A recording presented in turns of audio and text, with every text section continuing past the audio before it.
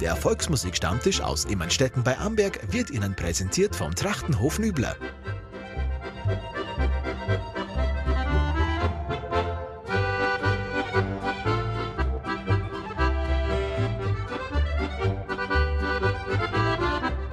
Herzlich willkommen zu unserem Volksmusik-Stammtisch aus dem Trachtenhof Nübler in Immenstetten. Heute wieder mit den Übler Baum, den Kirchenrheinbacher Spitzbaum, den Steffen Rothe und den Benjamin Reitinger alias Ben Rey. Natürlich wieder mit der Modenschau und mit dem Georg Nübler werden wir wieder über Trachten reden. Viel Spaß!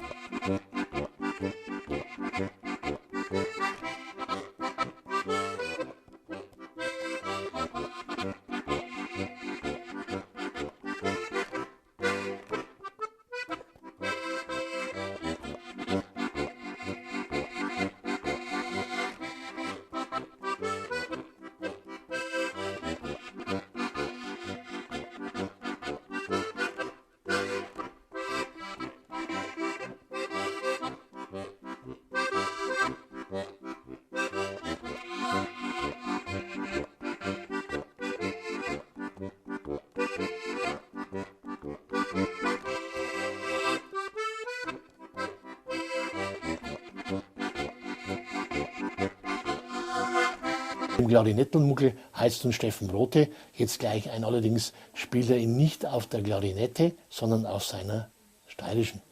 Viel Spaß!